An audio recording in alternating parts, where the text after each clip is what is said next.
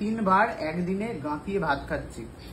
আর নিজে হচ্ছে প্রচুর ভাত খায় সৌমি, ওই জন্য ভেবেছি সবাই প্রচুর ভাত খায়। এটা আমার দুবেলার খাবার। এটা মানে ওরা কিচ্ছু খায় না, মানে সায়করা যে ভাতটা খায় ওটা সত্যি আমার একটা কোনো আইটেম দিয়ে ওরকম খায় ভাব। তার মানে তুই আর হচ্ছে হ্যাঁ, মারা আসছে শুনে পুরো রুগীর ঝোল বানিয়েছে, সুন্দর নিপুটি ঝোল।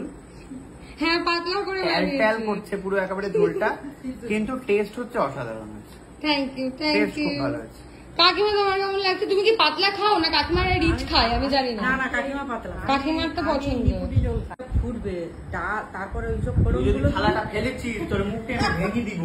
আমি তখন শান্তিপুরের বাসা কইতে লাগিব। খায়রা খাবরা। ঠিক আছে, তারপরে শুনবি তো, তেলের মধ্যে জিরে শুকনো লঙ্কা দিলি, তার মধ্যে ওই যে চালটাকে পুরীর থালা খালি হয়ে গেছে, তার আমি নেক্সট আইটেম দিচ্ছি, আমাকে দাও। আর তুমি বলো তোমার কেমন লাগছে? আমার খুব ভালো লাগছে। তুমি আসল রিভিউটা দেবে, কারণ তোমার রান্নার যশ সায়ক করে সারাদিন। না আমার রান্না এখন কচু ভালো লেগেছে তোমার? ভালো না তাই রে? খাওয়া মা খাচ্ছে সেকেন্ড মাছ, পাবদা মাছ। মা প্রচুর মাছ খাওয়া হয়ে গেলে কিন্তু আজকে। ওদের ওখানেও পাবদা খেয়েছো তুমি, বাড়িতে খেয়েছো। এই বাড়িতে কি মাছ হয়েছিল রে? বাড়িতে রুই মাছ, এখানে পাবদা মাছ, ওখানে পাবদা মাছ, আবার এখানে কাতলা মাছ। 4টা মাছ খাইছো মা তুমি আজকে। রাতে আর কিছু খাইও না। এই যে খাওয়ার মাঝখানে থালা তুলে নিয়ে যাচ্ছে এই মহিলা, নিয়ে গিয়ে আবার রিফিল করে নিয়ে চলে আসছে। থালা বাসন কম আছে আমার। সাবাস। পরে কাকিমাকে আমি একদিন ভালো ভালো রান্না করে খাওয়াবো। কাকিমার তো খুবই ভালো লেগেছে, আমার ভালো লাগে না, কিন্তু ঝোল ঝোল একটু কেমন জল জল হয়ে গেছে ঠিকই কথা। হ্যাঁ, ঝোলের বন্যা বয়েছে, সেগুলো আমি একটু মাখা মাখা করলে পারতাম। বাট মানে ব্যাপারটা হচ্ছে যে প্রথমত ব্লগিং করাটা আমার কাছে একটা বিশাল বড় টাস্কের মতো। দিয়ে আমি যখন ভাবছি একদিকে আমি ভিডিও করছি, একদিকে আমি রান্না করছি, করতে গিয়ে আমি যেটা বুঝেছি আমার রান্নাটা ডুবেছে আজকে। আর তোমাদেরকে যে বারবার করে আমি বলছিলাম যে আমার গুরু ভাই আসবে, তো গুরু ভাই আমি এই জন্যই মেনলি বলছিলাম, কারণ গুরু ভাই শুধু আমার একা না, ও বহু মানুষের গুরু হয়ে গেছে এখন। কারণ এই যে ও ভিডিও বানানো, ব্লগিং করা, এই সমস্ত কিছু তোমরা জানো, সবাই ওর ব্লগ দেখো, এবং ও কত বছর আগে থেকে করছে।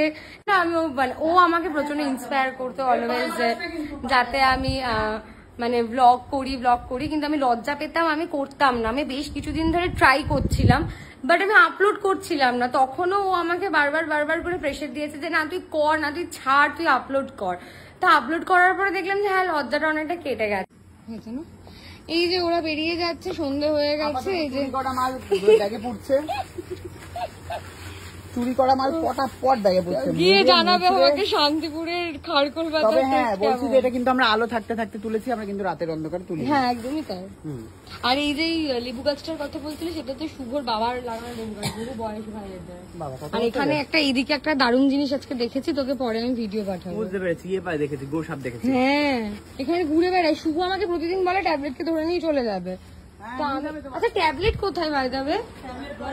আচ্ছা তো না, এখানে আছে। থাকো তুমি থাকো ওখানে। যাই হোক, ওরা বেরিয়ে যাচ্ছে। খুবই ভালো লাগলো যে এখানে আসার পরেও আমার ভাইয়ের সাথে দেখা হয়েছে। ভাইয়ের সাথে আমার হয়ে যায় যে করেই হোক, বহরমপুরেও হয়েছে, এখানেও দেখা হয়েছে। ও বহরমপুরেও গেছে আমার বাড়িতে। সত্যি জানো কাকিমা, ও আমার দুটো বাড়ি ঘুরে নিয়েছে সায়ক। তুমি হ্যাঁ, বহরমপুরের বাড়ি, মুর্শিদাবাদ, শান্তিপুর সব একসাথে প্ল্যান করো। টাটা ভাই। এই যে ভাইরা তো বেরিয়ে যাচ্ছে, যে বেরিয়ে গেল ওরা।